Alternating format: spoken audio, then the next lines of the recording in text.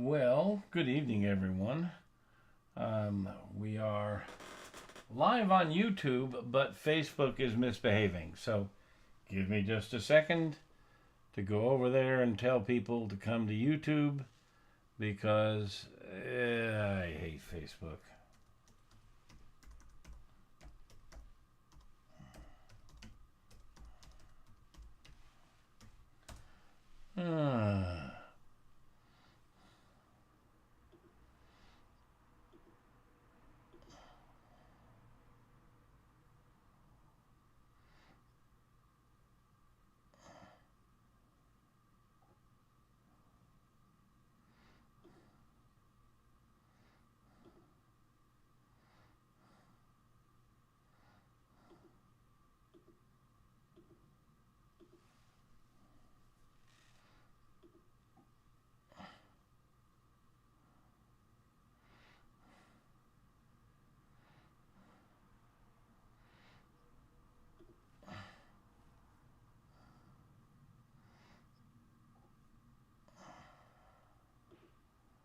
Sorry for the delay, folks. I'm just trying to get Facebook up and running. And I'm going to give it about 30 seconds more and then the hell with it.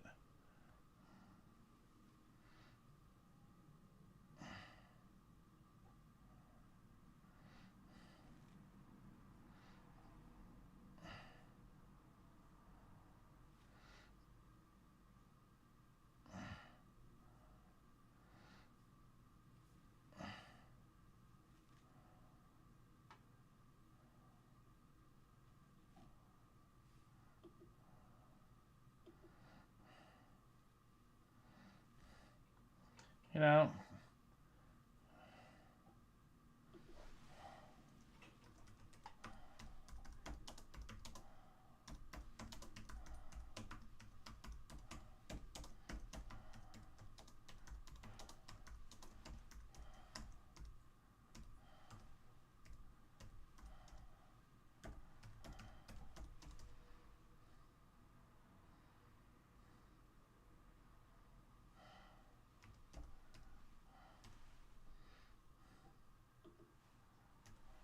okay.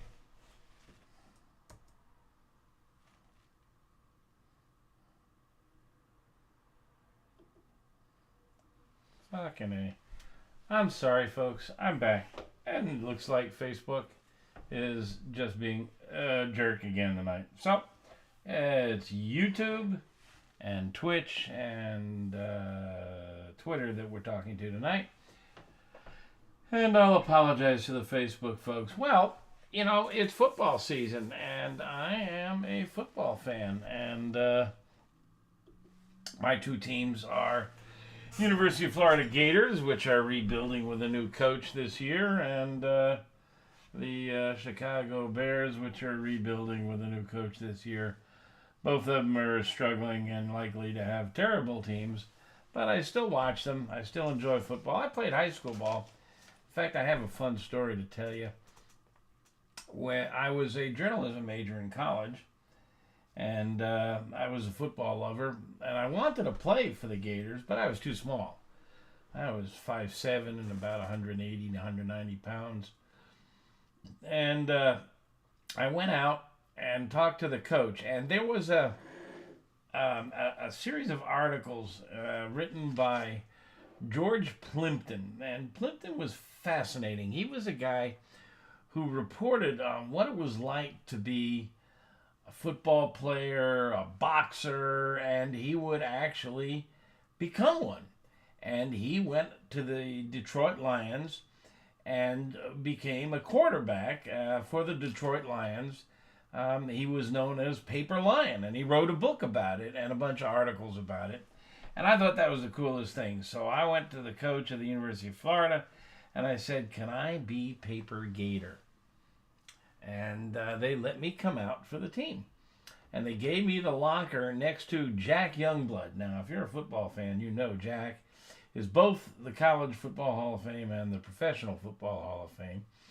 And I had been a high school linebacker, but way too small for that in college, so they made me a safety. And I practiced with the team, and I wrote articles almost every day for the Florida Alligator, the campus paper, about what it was like under the coach in spring training. John Reeves was our quarterback. He had been an All-American, and Larry Smith, the running back. It was just a fun team to be around. And finally came the orange and blue game, the spring game, and everybody suited up, and I sat on the bench with my clipboard. And for the last play of the game, they blew the whistle, called the ball dead for a minute, and the coach turned around and yelled, "Paper Gator, get your hat!" And I didn't know where the hell my helmet was. I found it, and they sent me out on the field, and I went to line up at safety, and they said, "No, you are middle linebacker." What? I hadn't practiced at linebacker at all. And this is all true story. I line up middle linebacker, which is where I had played in high school, but I didn't expect to be there at the orange and blue game. And I looked up, and, the Gators have always been fun and gun. They're always a team that loved to pass the ball. And usually empty backfield or maybe one back. I look up, and they're in the I formation. Quarterback, fullback, running back. And we never had a fullback. What the heck was this? And then I realized, there's a bullseye on my chest. They were coming straight at me. The ball was snapped, and I dove for the ground, just self-protection. The center tripped over me. The quarterback turned around and handed the ball to the fullback, who tripped over the center and fell for a 1-yard loss. And that's my record in the swamp. 1 play, 1 tackle, 1-yard loss. Now, I don't know why I'm not in the Hall of Fame for that. But since then, I've become a great football fan. I love watching football and, both tailgating and couch getting. I love going to the games when I can. I like going to the Bears games in the middle of the winter when they play Green Bay in the snow. But there's some tips that I can share with you if you're tailgating or couch gating. I thought I'd take a look at some of my notes here and share some of the best ideas I have for tailgating and couch gating. There are a couple of ways you can go with prep for tailgating and couch gating. Number one is you can just cook at the game. Now that's a bit of a pain. You've got to carry raw food, so you need coolers, you got to have temperature control, you got to have thermometers, you got to have safety. You can do it, especially if you get out there early. But I think a better technique is to cook in advance, or if you're going to cook at the game, cook something fast. Like I love to bring flank steak. Flank steak I can sear off and have ready in 20 minutes or so. Beautiful, quick, easy to slice, makes great sandwiches. So if I'm cooking raw, something like that I can cook fast. Burgers, hot dogs, of course. I'm not going to mess around with chicken because you got to really watch the temperature on chicken. Make sure you don't undercook it. You can cook in advance and reheat. And there's a lot of things that you can do that well with. For example, pulled pork. Now, you're going to do a pork butt.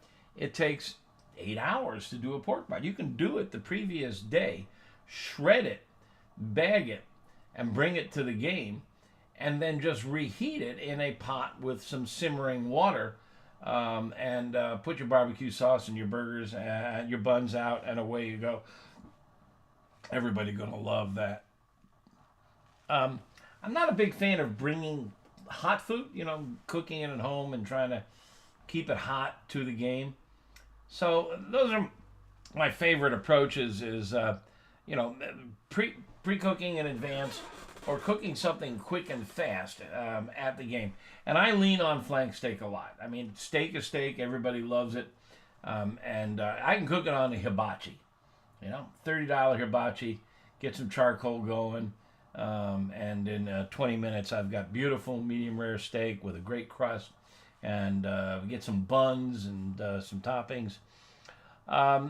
If you go to AmazingRibs.com and in the search box, type tailgating, you'll find a number of recipes and ideas and a checklist. This is handy. I use this checklist every time I go to the game. I mean, everything from aprons to basting brushes to binoculars. Don't forget your tickets. Cooking oil, cutting board, duct tape. It comes in handy. A whole checklist that you can print out. And, a lot of it you're not going to need. But you've got everything you could possibly need. Because you always forget something. So go there and print out my checklist and be prepared. For couch gating, now that's easier. I don't want to be getting up and down, up and down, up and down during the game to cook. So I like to do stuff that can be put out on the table and people can munch on. And we also have some great ideas for you there. So just some thoughts here. It's here's an interesting aspect.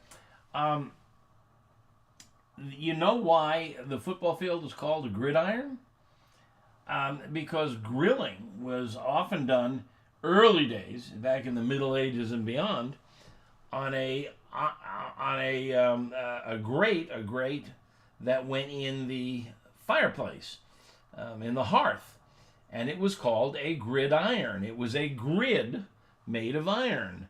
It had stripes of metal going in one direction and the other direction, and it was a gridiron. And when they invented football, the stripes on the field looked like a gridiron, which was used for grilling. And that's how come it became called a gridiron. And of course, they played with a pigskin. Well, we don't use pigskins anymore. But so there's a intimate connection between barbecue and grilling and football. Well, we're all here. And let's see if we've got any good questions here. The technique usually is I do my little opening monologue, and then we go for questions. So let's see. Am I going to the Royal, asks Homburg. The Kansas City Royal is this week, and it is the premier barbecue and grilling competition and event around the country. And I was supposed to be there last year when I was being inducted into the Barbecue Hall of Fame. I'm very proud to say that I'm one of only 33 living members of the Barbecue Hall of Fame. But I didn't go. They gave me a monster trophy. It's over here. You can't see it. But I chose not to go because COVID was running rampant at the time, and I'm an old fart with underlying conditions and didn't want to take the risk. But I was going to go this year, but I got talked into finishing my book. I've been working on a book for a while, and it's shaping up very well. Anybody who knows or follows me knows I've been talking about this book for years. Writing a book is torture, man. It's a lot of damn work. But I'm making great progress, and I have signed with HarperCollins. I had gone through the process of deciding I was going to publish it myself. And, economically, if you're curious about how to publish a book or a cookbook, drop me a note, because my agent, Sally Eckes, the top cookbook agent in the business, teaches classes, and I can get you in touch with her. But the thing about doing a book is that there's just a massive amount of work in it, and you don't make a lot of money. They pay you on a $35 cover price, like I had on my last book, which I think many of you already own. It's already crossed the 250,000 copy mark, which I believe makes it the second best-selling barbecue book in history. The first best-selling being Stephen Reichlin's Barbecue Bible, which is an excellent book. 250,000 copies. Most cookbooks are lucky to do 10 to 20,000 copies.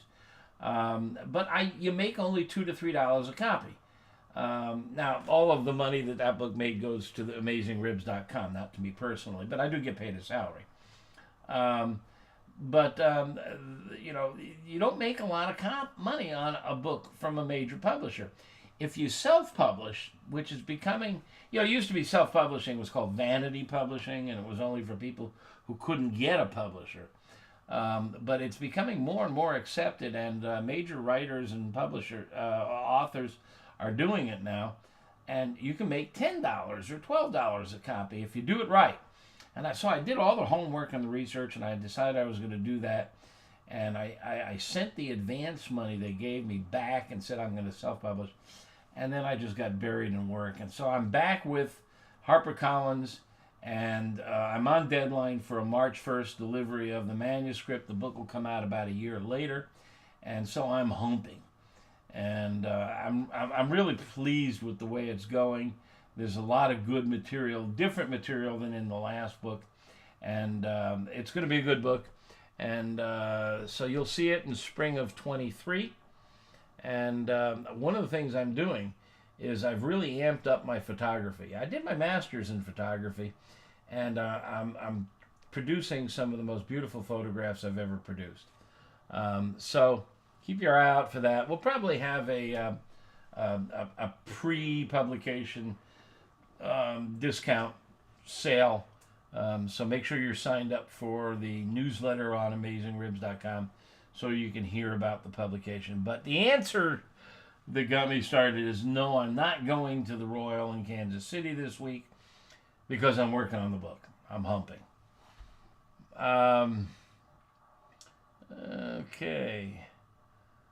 Somebody said 7-3 Bengals. I guess there's a game on tonight. Oh, the Bengals, they're a fun team to watch. Howdy from Santa Clarita. Says Phil Levy. Nomad Lever. Oh, Santa Claus. He thinks I'm Santa Claus. The weirdest idiots come to me from Twitch. I just don't think I've ever gotten an intelligent question or comment from Twitch. So Nomad Lover, it's up to you. You carry the ball. You keep posting stupid remarks. I think I'm just going to hell with Twitch. Tony Belanger's been to an orange and blue game. How about that? Carne asada says homebresque. Yeah, carne asada is a good choice. It cooks quickly. You can bring skirt steak, and you cook it hot and fast. And you cook it on it's best on charcoal, because the problem with skirt steak, this is an issue. It's very thin. So if you don't, like on a gas grill, gas grills generally don't produce enough energy to darken and brown and make a great crust. And by the time it starts to brown, the skirt steak's well done. And so you really need to hit a skirt steak with tons of infrared energy, massive energy. And I have had my best luck cooking skirt steak on a charcoal chimney. That's right, a charcoal chimney, which you use to start the fire. You fill it about halfway with charcoal, and now you've got a stack of charcoal that's 3 or 4 layers deep. So that's intense energy. And coming out the back end of that thing, it's well over 1,000 degrees, and you put a grate on top of that, and you throw that skirt steak on top, and you can get a great dark sear and still keep it pink in the center. Just about any other way, it's overdone in the center. So now I've also had good luck with skirt steak on a hibachi, where I stack the charcoal deep. The more coals you have, the more concentrated energy. So 2 coals deep is more energy than 1 coal deep, and 3 coals deep is more energy still. So on a hibachi, where you can drop those coals the grate right down on top of the coals, I get great. And you don't want to close the lid when you're cooking skirt steak. When you close the lid, you're getting energy from below, where the main infrared energy is coming from, if you're right above coals of the flame. But you're also reflecting heat off the dome, and that's a very low level heat, very mild heat. So you're essentially roasting or baking the meat. And if you want it dark on the outside and pink in the center, or red in the center, you don't want the lid closed. You want the lid open. For really skinny steaks and skinny pieces of meat, you cook with the lid open so that you can pound the surface with energy. It will transmit to the center. Then you flip, and then you pound the other side with energy. And you don't overcook that way. For thick steaks, for like a really, 2-inch ribeye, which is, oh my God, you've got to close the lid so you can roast from both sides. So Anything under an inch, I say leave the lid open. Over an inch, close the lid.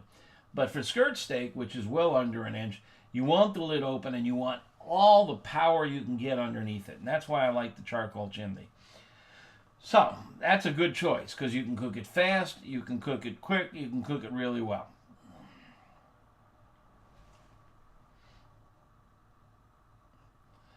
Troy Belanger.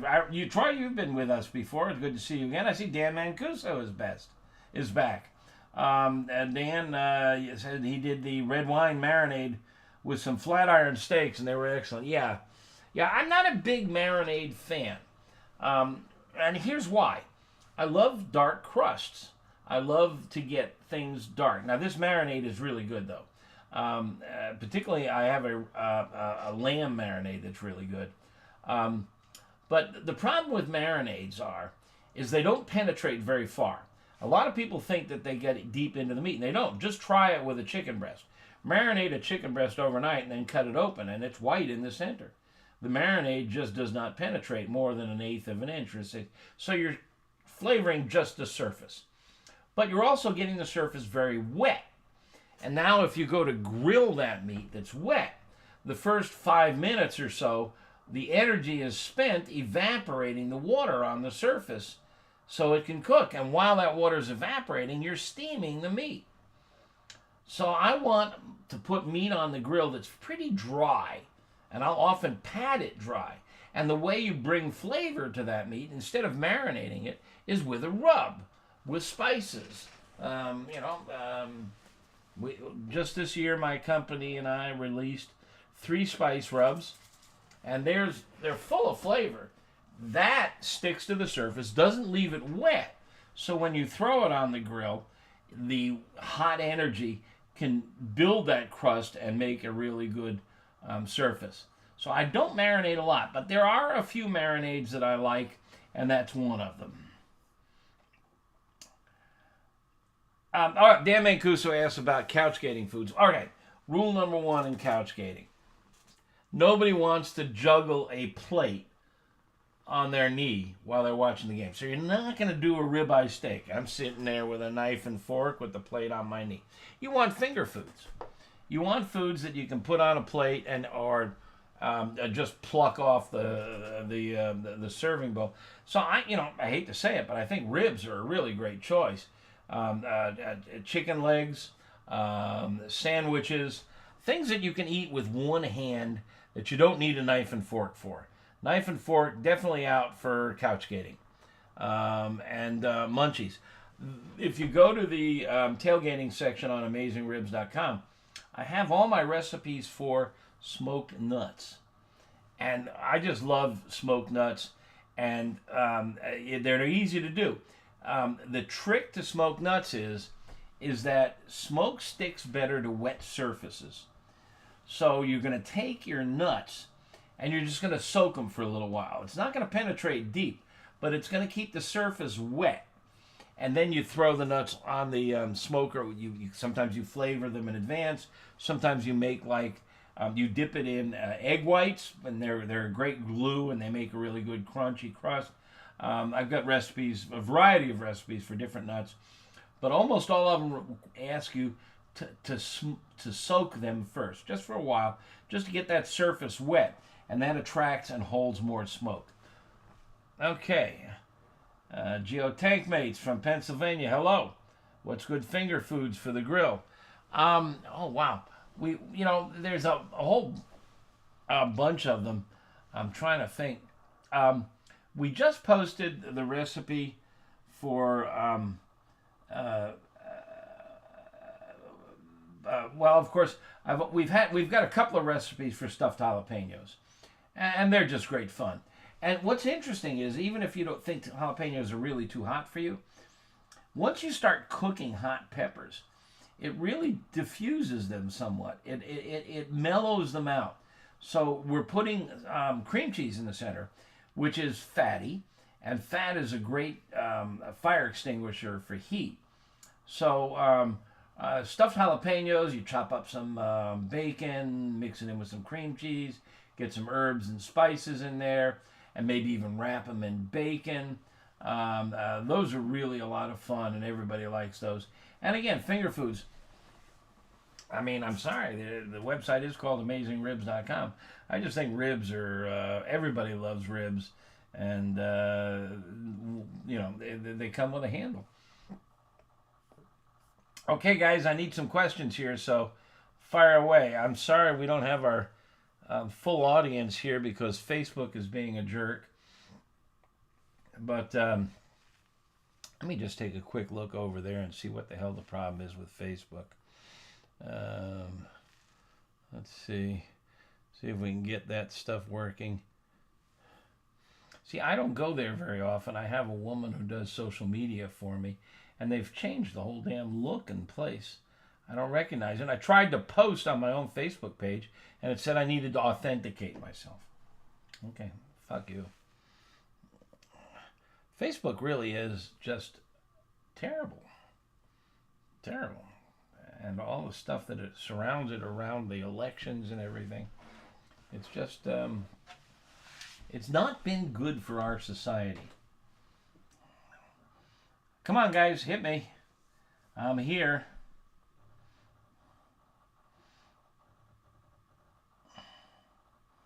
You gotta have some questions. I know you do.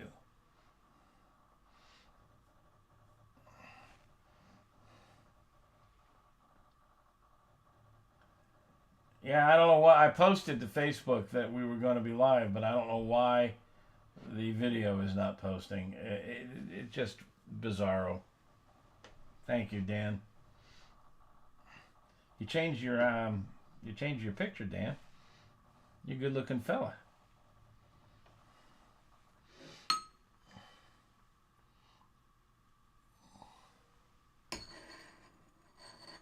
Yeah, here we go. Here's a good one. Frank Olson's asking, I made a rotisserie grill recently. That's interesting to hear. Do I have any unorthodox rotisserie recipes? Well, I don't know if that's unorthodox. Of course, everybody rotisserie is a chicken. And I have done, if you go to AmazingRibs.com, look up my recipe for porchetta. Porchetta.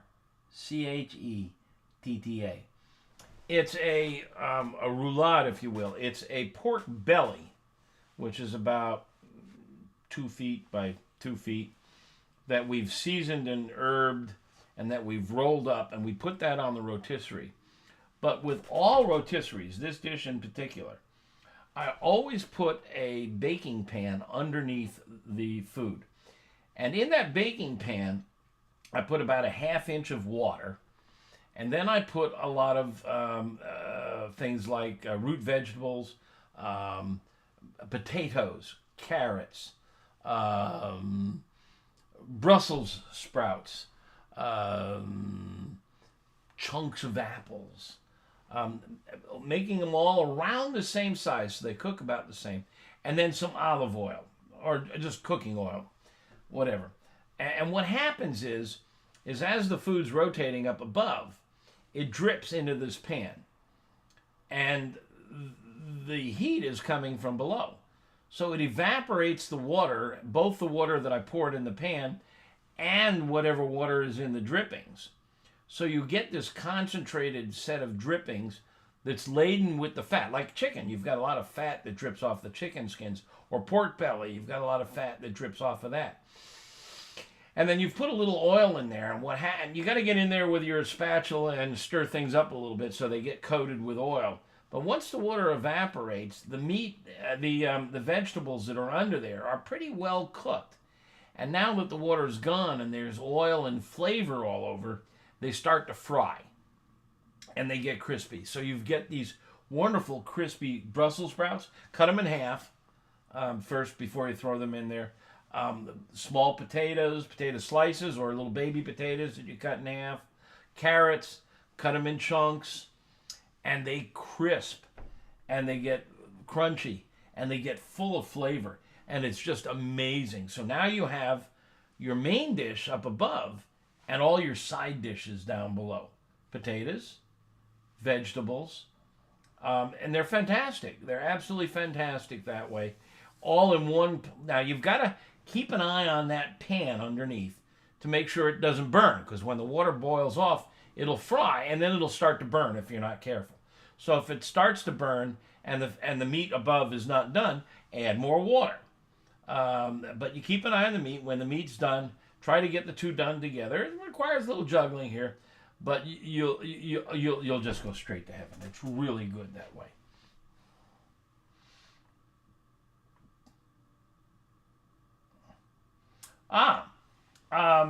Geotankmates is asking, what's my opinion of the S&S charcoal grill versus the Weber charcoal grill? Well, of course, the Weber Kettle, the Weber charcoal grill, is the standard and has been that way for 100 years, and I absolutely love mine. S&S Slow and Sear is a newer product, and they've tried to improve upon it. Now, I have to put forth a disclaimer. We have a relationship with S&S.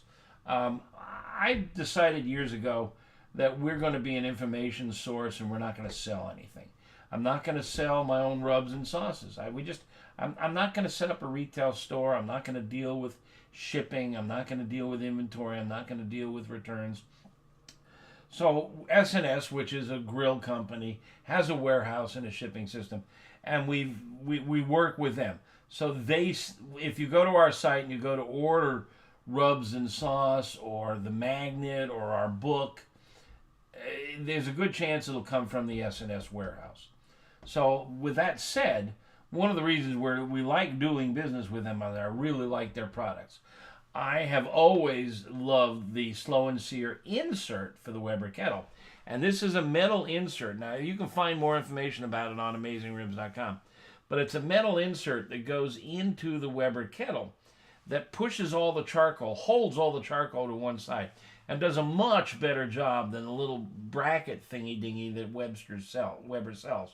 It's a trough, and it holds them deep, and it stacks the charcoal up high. So you've got all the charcoal off to one side, which means on the other side, you can cook with indirect convection airflow, nice and gentle, which is a really important part of cooking, grilling, two-zone cooking. And then if you want to sear something like a steak, you can move it over directly above the charcoal. And the charcoal now is stacked right up, almost touching the grill grate. So you've got really a thick layer of charcoal, very intense heat just below the meat. Beautiful way to sear.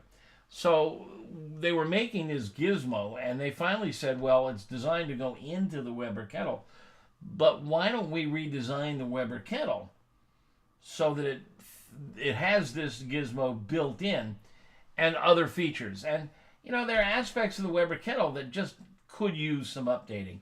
And so they did a nice job. First of all, it's got 4 legs instead of 3. The kettle has 3 legs, so it's a little more stable. It's got tables on the side. It's got a built-in thermometer. It's a little better quality. I think it's got a port for a digital thermometer. I think it's a little better than the Weber Kettle. I also think it's a little more expensive. I don't recall the pricing. I like them both. I would compare them both and buy the one that is at the best price.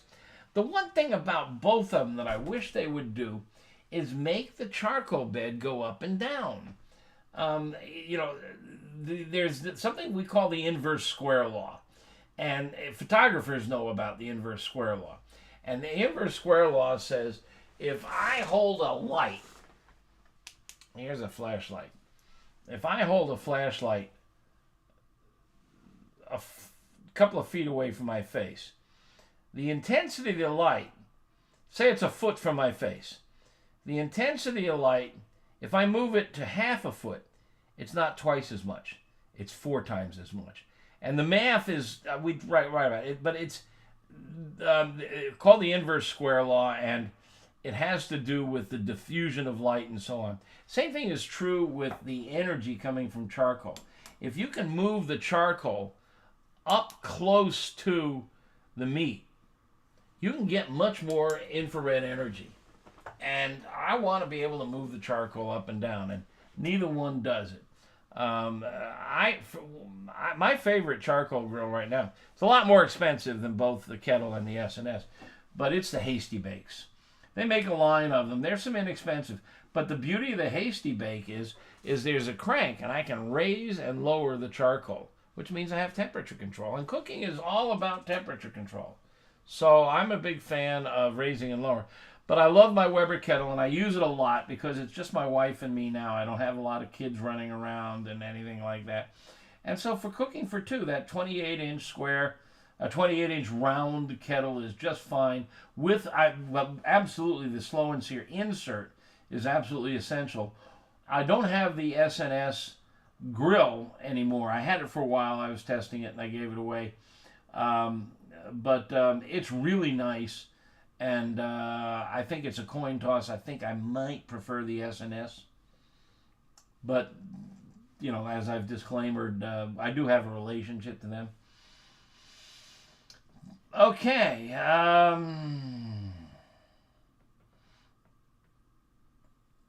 about, Chris Peck's asking, how about rotisserie baby back? I've got to cook some, but the rain doesn't allow for smoking. Need to cook on a gas Weber. I haven't done ribs on a rotisserie. Well, first of all, I wonder why rain would stop you from smoking. I mean, a grill, smoking, they're, you know, basically the same concepts. I don't know why you can't use your smoker. I don't know what smoker you have that rain would prevent you from using. But you don't need to rotisserie. I've seen it done where you run the spear through it and the ribs are kind of snaky, lakey.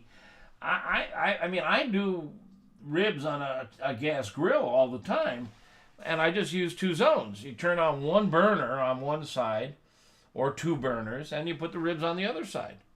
And you don't have to flip them. You're just cooking with convection airflow, so it cooks pretty evenly on all sides, and you don't have that snaky stuff. And it seems to work just fine. I've done hundreds of slabs that way just on a gas grill. So I don't know that you need a rotisserie. The advantage of rotisserie is that you get what's called a sinusoidal effect of the energy waves. So you know, here's a chicken here, and my face is the rotisserie burner. So one side of that the burner is heating one side, and now it's cooling. And now it's heating. And now it's cooling. And now it's heating. So it's going hot, cold in this sinusoidal wave. And that has some beneficial effect on things like chicken, particularly where skin, which is mostly fat, is involved. And it helps render the fat, and it also keeps it from overheating. The problem with rotisseries, though, is that most of the rotisserie burners are infrared burners, and they're really intense. So I got a fear that if you were to put ribs in there, it would cook them too fast. The secret to ribs is they have to be cooked slow. If you cook them fast, they clench up, they squeeze out the moisture, you're going to get tough ribs. So I wouldn't try it. I would just, you know, if you got to use your grill and you can't use a smoker, and I don't know why, just set it up in two zones, hot on one side, try to get it on around 225 on the other side, and put your ribs over there, and away you go.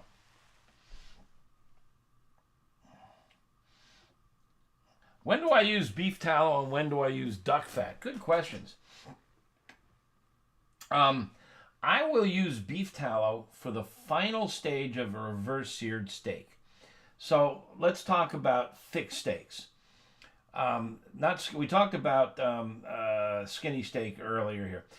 If you've got a thick steak, you can't cook it hot and fast. You have to start it gentle on the indirect side. Remember, we got a grill. We're going to divide it in half. Hot side, not hot side. Infrared side, convection side. No charcoal, no flame over the indirect side. It's just going to sit there and gently cook in warm air. So you're going to start a thick steak over there. And you're going to warm it gently so that it's even temperature throughout. If you put it over the coals, it's going to get pounded by infrared. And you're going to get a good dark crust. Then you're going to get a layer of tan just beneath it, then a layer of pink, and then a layer of rosy color in the center, and you've got this rainbow effect. where the majority of the meat's overcooked. But if you cook it gently at a low temperature, down around 225 or less, on the indirect side, and bring it up to about 115, 120, then you move it over and bring it right above the charcoal or the gas flame. Open the lid so all the energy is hitting it from one side, and that's when I paint it with beef tallow. Oil conducts heat better than air or water, so I'll hit it with beef tallow, and I will preferably use aged beef tallow. There's a butcher not far from me that has an aging locker, and he ages beef, and when they're getting ready to start cutting it up into steaks, they trim a lot of the exterior fat off, and I get that fat from him. He gives it to me, and I render it, and now I have fat that's been aged, and a lot of the flavor of aging beef is the fat that's been aged. The meat doesn't change that much. It's the fat that changes. Now, you think it's the meat because there's a lot of marbling fat going through the meat. So I'll take that aged beef fat, melt it down in a saucepan or a frying pan, and then I'll paint the steak just before I hit it with the high heat in order to sear it. And now I get a really good dark crust, flipping frequently. You got to flip often. You don't want to build up a lot of energy on one side, so you flip often, and when you're done, you have this incredible crust that tastes like an aged steak, and it's about an 1/8 inch thick dark crust, and then the interior is even color, edge to edge, and that's the beauty of reverse sear. I've talked about this almost every week, every month when I'm on these little fireside chats. But I've written about this on AmazingRibs.com and in my book. And it's really interesting science, and it makes an awful lot of sense. It breaks all the rules you've been told. You know, you've been told to cook hot and fast. You've been told to put it down and don't flip it. All of those rules were written before food science really got understood, and it's all wrong. And I explain the science. I explain how to do it. And I'm not going to take a lot of time here because I've done it every month for the past 2 years. But reverse sear is a great way to cook a thick steak, and I use beef tallow for that. I know a lot of people use beef tallow on brisket. I don't see what purpose it serves. You have to remember, meat is 75% water. Tallow, or fat, is oil. Oil and water don't mix. So you can slather this stuff all over a brisket, but it's not going to get in. So what good is it doing? It's just sitting on the surface, and it's preventing your surface from building bark. And that's where your seasonings are, your rubs are. So I don't get it. I don't see the point of it. Now, duck fat. I've used duck fat for French fries and for broccoli, those two. Stir fry. Just get a frying pan, throw the duck fat in there. When it's good and hot, in go the potato slices or broccoli, and they really love the flavor of duck fat. Also bacon fat, and they're really good. Duck fat has a lot of nice innate flavor, but I don't use it a lot on meats.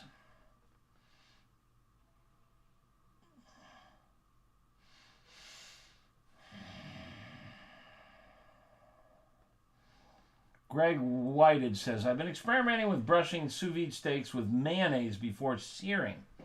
Is there any advantage to using my fancy Kewpie mayo, or should I stick with Hellmann's? Gosh, I don't know. Kewpie has a little sweetness, so sugar does brown faster. So you might get... now, what he's talking about is a very interesting technique. Mayonnaise is mostly fat. It's an emulsion of egg and some acidity, lemon juice or vinegar. It's a great way to keep fish from sticking to the grates. To lather a piece of fish with mayonnaise and then throw it on the grill helps it come free. And a lot of people have played with it with steaks and other things, also to keep it from sticking. I don't know that it doesn't add a mayonnaise flavor. I know a lot of people are grossed out by the mayonnaise for some reason or other. I think they think it looks like pus or something, but It's fat, and I've not found that it does much for steak that, melted beef fat or duck fat or bacon fat wouldn't do otherwise, or even vegetable oil. I don't think it makes a significant difference in flavor. I've not noticed a significant difference in flavor. But I think if you're comparing Kewpie with Hellman's, there's an easy way to tell, and that's do two steaks. Do them side by side. What fun. But my gut instinct is that the Kewpie, which is a little sweeter, might have some effect on the browning. I don't know. Do it. Come back. Tell me.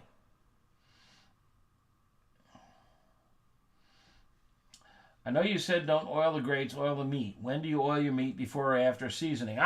That's a good question. After seasoning. Oil is, a lot of spices and herbs are water soluble, some are oil soluble, and some are alcohol soluble. Those are the three main solvents. You're not going to paint your meat in vodka. That does not have a good effect on the protein. But you could paint your meat with oil, or you could paint it with water. And I have experimented. I believe, in general, when you go to a blend like most spice rubs, that water is the better solvent than oil. But oil does have a nice effect in that it conducts heat better than water does. So if you're looking to get browning, especially on a thin piece of meat, I might coat the meat with oil.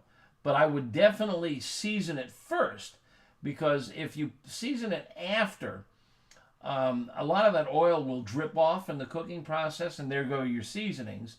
Plus, oil is sort of a barrier, and you want the seasoning, in contact with the meat, so it will season the meat and build bark. So I would season first, then oil.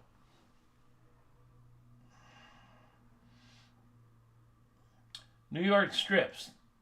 They had a tendon run through it. It was terrible. I never had that problem with porterhouses. Could it happen? What up there that you didn't have New York strips? If it had a tendon running through it, you probably had, oh God, what is it called? It's a shoulder steak. There's a really nice shoulder steak that has a nasty tendon running right through the middle. I'm getting to be an old man, and my proper names slipped from me. Somebody out there is going to know it and tell us in a second. But that wasn't a strip steak. I'm betting. Strip steak does not have tendons in it. It can have a fat layer, but generally, ribeyes have a big fat layer. There's two muscles in a ribeye. The central muscle, which is the longissimus, and the outer half moon muscle, the spinalis. And then there's a fat layer in between them. But it's not a tendon. It's a fat layer. It's very soft. People generally don't like to eat it. You're worried about a porterhouse, which has a strip steak on one side of it. But I've never seen a tendon. That's also the longissimus muscle. Longissimus muscle is solid muscle. I don't think there's a tendon anywhere near it. So I don't know what you had. I'll think of this steak from the shoulder that has tendons in it. All right, let me go look it up. Stand by. Going to AmazingRibs.com. Going to the search engine. Going to look for beef cuts. Using the search. There it is, right on top. Beef and bison cuts. Not all are created equal. It's from the chuck area, and it is called, I'm scrolling down to the chuck steak section. Chuck, roast, chuck eye roast, pea tender, arm roast, end roast, ranch roast, chuck eye steak, petite tender, flat iron. It's the flat iron, sorry. The flat iron, I wish I could find a picture of it for you, but just Google it. The flat iron is a lovely piece of meat. Very tender. It comes from the shoulder. The shoulder is just a knotted mess of muscle and tendon. And there's a tendon runs right down the middle of it. And I'm betting that's what you got. And it was mislabeled. But I'm betting it was a mislabeled strip steak. I mean, a flat iron.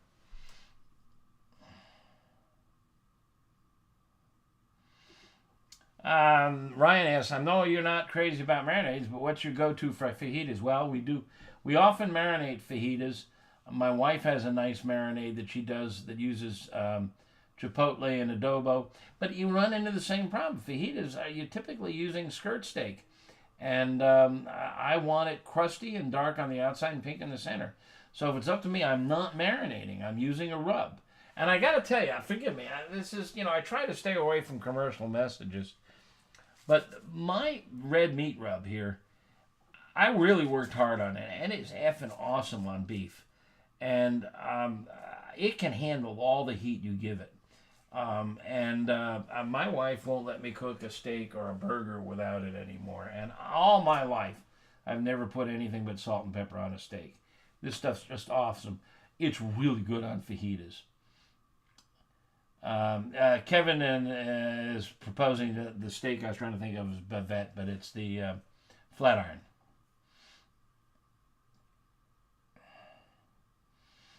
Mosca is saying when picking strip steaks, avoid nerve steaks. I don't know what a nerve steak is. There are some nerves that run down the spine, but they're never in touch with the beef, with the meat. I don't know what that's all about. Oh, I missed you, Milton. Milton Lopez is asking, when brining, how much flavor do you get in the chicken by adding herbs and seasonings, considering these do not penetrate the meat? And greetings from Panama. Hello, Panama. All right, well, we speak about two types of brining. One is your traditional type of brining, and that is you take your chicken and you put it in a tub of water mixed with salt. And a lot of people then will add herbs and spices, or maybe they'll put it in, instead of water, they'll use apple juice or something. And none of this gets past the surface. So they're wasting a lot of apple juice and herbs and spices. I'm a big fan of what we call dry brining. And it works very much the same way. The whole idea is that salt can penetrate, but pepper can't, garlic can't, rosemary, apple juice. None of this can penetrate. The molecules are just too large. And there's no room for moisture in there. It's fully saturated as it is anyhow. But if you sprinkle salt on the surface of the meat, it's just two atoms, sodium and chloride, and they will get an electric charge. And they can penetrate deep. Salt can penetrate. Nothing else can. So I will do what they call dry brining. I'll take the chicken, and at least 2 or 3 hours in advance, maybe overnight, but 2 or 3 hours actually works pretty well because it's not real thick in the breast, and sprinkle it with salt. And my rule of thumb is half a teaspoon of Morton coarse kosher salt per pound of meat, and every recipe we do is with Morton's coarse kosher salt, not because they pay us, but because it's really standard and it's a large grain and easy to sprinkle. And so half a teaspoon per pound, and away you go. And give it a few hours and it will penetrate. Now, you can put the herbs and spices and seasonings on anytime. So if you buy a rub, now here I go again, I'm doing commercials, I'm sorry. This is my poultry rub. And it's got, you can see it's green. It's got a lot of herbs and spices in it. And it's got salt in it, and I have preached against putting salt in rubs when you're making your own, because they work differently, the seasons, the herbs and spices and the salt. But you have to put it in a commercial rub because people expect it to be there. If you don't have salt in it, they don't know that you need to add the salt separately. And salt is cheap, and if I left the salt out of this, it would be twice the price of the competition, and we'd go broke. So there's salt in it. So you'd buy a commercial rub like that. You can sprinkle it on hours in advance. The salt's going to get in. Everything else is just going to stay on the surface. And that's fine.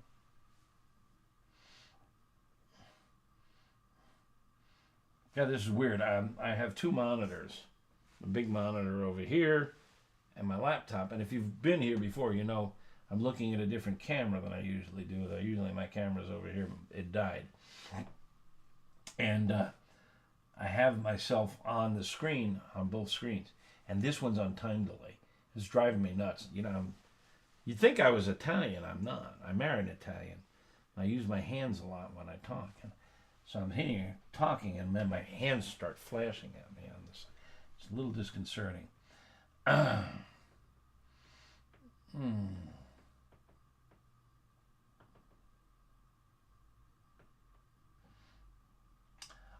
Yeah, do I use the red meat rub well in advance or just before I cook? I put it on because it's got salt in it. So I try to get it on for a steak an hour or two in advance. I try to. I don't always. One of the things we've learned, Professor Blonder did an interesting experiment for us. This doesn't surprise anyone who's had any kind of high school science. The salt works its way slowly to the center of the meat. And it's slow because the meat is a lot of water and a lot of other stuff it's got to fight its way through. But as you start cooking, the molecules heat up and things move faster as they heat up. And son of a gun, the salt moves faster. So it may move, let's say, at an inch per hour at room temp.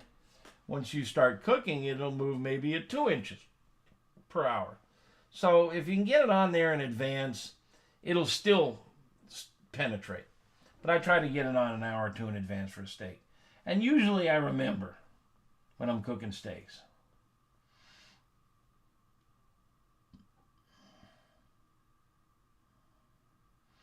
Okay.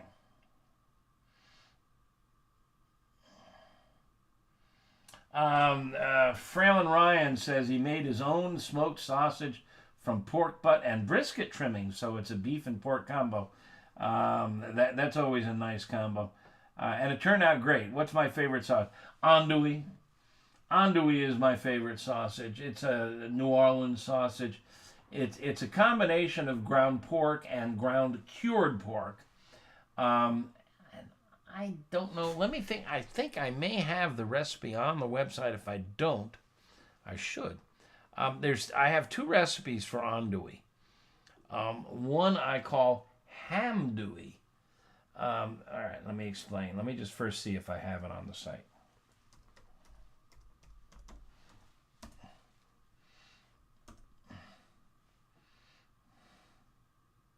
Yes, there's a recipe for traditional Louisiana andouille there. I don't want to dive into it and look at it carefully. But you take ground ground pork, and you divide it in half, and you put gets sodium nitrite, Prague powder number 1. It's a curing agent that is used to make hot dogs and other things. And the other is just pork. And then the two get blended together. So you have a partially cured sausage. And I was trying to figure out, because working with preservatives like sodium nitrite, a little tricky. You don't want to overdose. If you do too much of it, you're not likely to make anybody sick, but you could, and you don't want to overdose. And it's tricky. You got to be very careful about weights and measures. And I was thinking, well, how do I make a recipe for andouille that anybody could do? Because it's so good. And then it struck me. Cured ground pork without any other fuss or muss is ham. So I took some city ham, wet cured ham, just good old cheap grocery store ham, and ground it up, mixed it with pork and a bunch of other seasonings, and son of a gun, it makes a darn good andouille sausage. So go use, I think the hamdouille variation is on that recipe. If it's not, let me know. But andouille is fantastic. I married an Italian American, and we have Italian sausage is a standard around here. We probably eat at least once every week or two. And I've had Italian sausage around the country, and forgive my local chauvinism, but it's just not as good as it is here in Chicago. There seems to be an Italian-American immigrant community that has standardized on an Italian sausage that is just really wonderful. And the recipe for that is on AmazingRibs.com because we've made it, and it's really good, and I'm very proud of that recipe. So those are fun. I've got several. I mean, I've got recipes for a bunch of other sausages. I've had good luck making salmon sausage. But andouille is my world favorite, and Italian sausage is not far behind. Sausage making is a lot of fun, and it's not hard as long as you don't get too deep involved in making sausages that are cured. Curing involves a preservative, and you've got to use the preservative very carefully and judiciously and measure carefully and judiciously. But if you're doing something like bratwurst, you don't need to cure it, and not hard.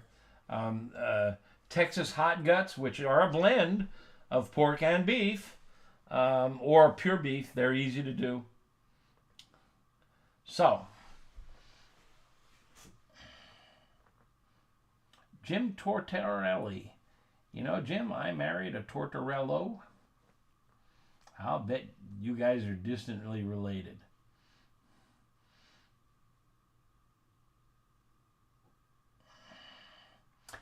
I think I understand your question, Jim.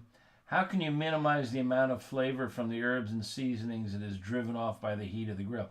Yeah, when you heat things on the grill, a lot of seasonings change. Some of them are driven off. I think that low temperatures is absolutely essential. High temperatures burn and scald. Even black pepper can be burnt by really high temperatures. So you want to work with low temperatures. I'm a big fan of reverse sear, which I talk about every month in these sessions. And I touched upon briefly here earlier. If you're not terribly familiar with the concept, it applies to a lot of things you're cooking. And basically, the core concept is you start cooking things at a low temperature away from flame and coals. And you just warm it gently. And then as it approaches doneness, then you hit it with high heat and lid open and flip. And I explain in detail the physics and the chemistry. But low temperature probably will do a good job. Oil also may be, so if you oil the meats, it will lock in some of those seasonings and flavors. But just some herbs and, tarragon, it's really delicate and it just doesn't like a lot of heat, and you're not going to preserve it.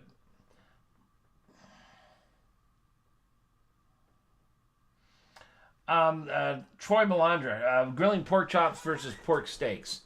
Well, a lot of it has to do with thickness. If they're the same thickness, they're the same thing. I mean, a chop and a steak, their names are... pork chops technically are applied to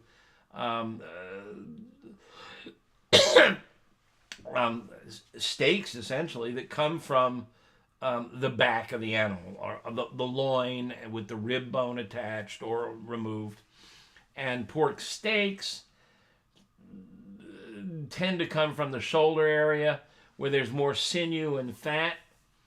But I treat them pretty simply. And again, I start at a low temperature. Most of us, especially guys, we're going to give it all she's got, Scotty. Go gently. Start gentle. And especially if you've got a pork steak, which has got a lot of sinew and fat, take it easy. Start on the indirect zone. Learn about reverse sear. Learn about two-zone cooking. I explain it all in my books and on the website. And do it. Practice it. Use two-zone cooking and do reverse sear.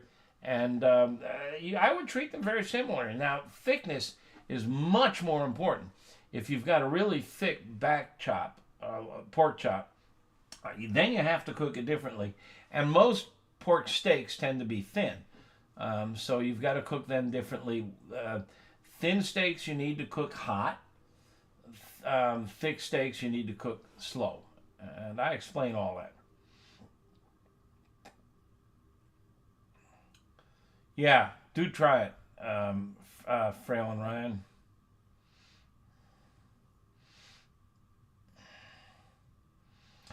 Jim Tortorella is talking about sous vide. Yeah, that's a good technique, sous vide Q, especially if you're trying to preserve your aromatics. I do not put spices and herbs on the meat before it goes in the bag.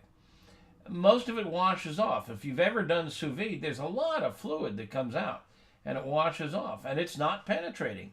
I salt in advance absolutely every time. I don't smoke it in advance. I don't season it in advance.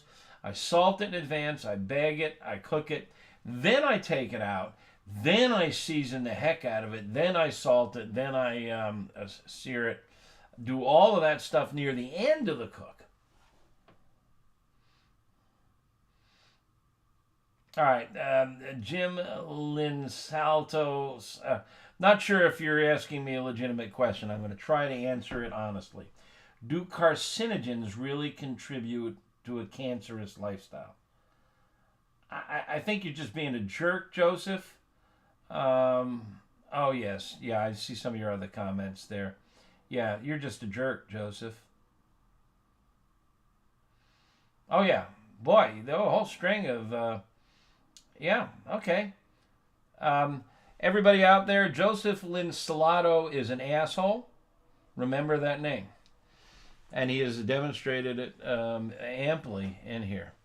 Thanks. You've really contributed to this conversation. And we've learned an awful lot from you. You are a cancer on a cancerous society. Okay. Let's see. Well, we've gone a little more than an hour. No, Joseph, you're not just being silly. You're being a jerk. You're being an asshole. We're having a intelligent adult conversation. And think of it as a cocktail party, and you've just walked into the cocktail party and blurted out stupid asshole comments, and you've made yourself a jerk. And you are, frankly, just a jerk. And I'd appreciate it if you'd get the hell out of here. Oh, Troy, you reported him. Thank you.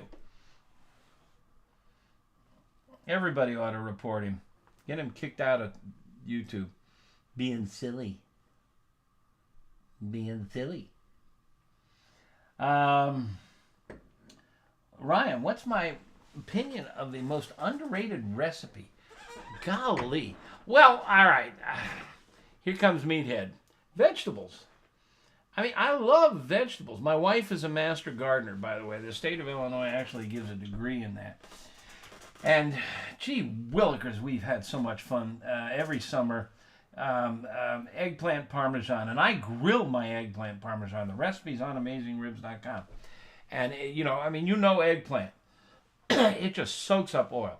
Your standard procedure is you bread it and you fry it, and it just drinks up the oil. Tastes great, but, that's just a ton of oil that you really don't need. What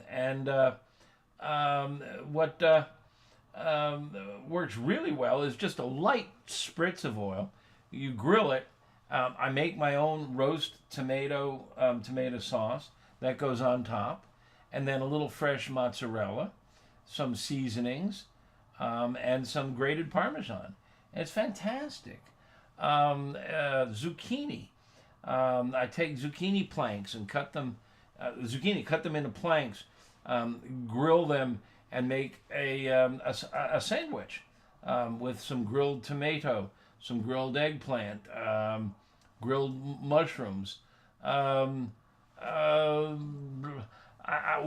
have a lot of fun. Always, you go out to the garden and there's this beautiful 12-inch zucchini, and you say, tomorrow we're going to pick it and we're going to make subs out of it. And you go out there tomorrow and this little 12-inch zucchini is now 6 feet long. That's all day over. It's a baseball bat. Don't throw those out. I cut them in half lengthwise, scoop out the seeds because they're kind of mealy, grill them on both sides so that it gets tender.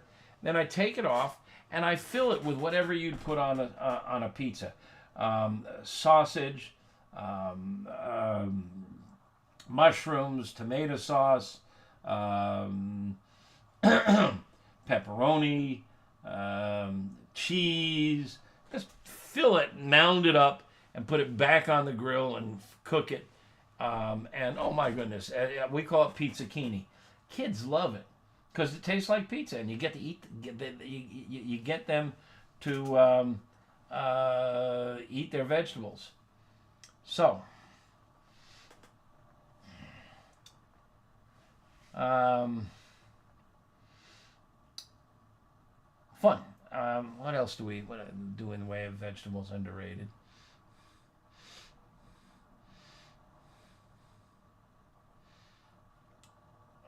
Well, I like to grill bell peppers. I like to grill tomatoes. And you can take a tomato, cut it in half, grill it on both sides, and the skin just pops right off. And my wife jars it. She cans them. They're fantastic. Well, we've been at it for about an hour and 15 minutes. And I don't see too many new questions. So I think I'm going to call it a night. I got a big day of writing ahead of me tomorrow. Really having fun writing a book. And I want to thank you all for showing up. And some good questions tonight. And Dan Mancuso, I don't know what I'm going to do about you. You need some sort of medal for sitting through me. You are here almost every month. And Troy, I think I've seen you a bunch of times. Thank you guys for hanging out. I'm sorry to the Facebook people what went wrong. I'll try to get that fixed next month. And we'll see you here, same time, same station. Last day of the month, last Thursday of the month at 7:30 Central Time, 8:30 Eastern Time, and so on. Have a good night, everybody. Have a good weekend, everybody. And have a good month. Thank you. And good night.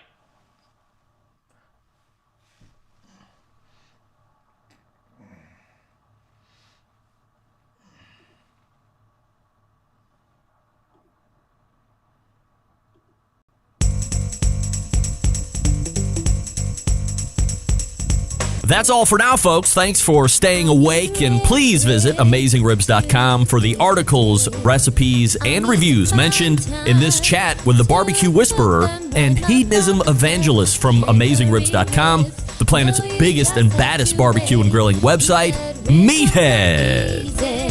It's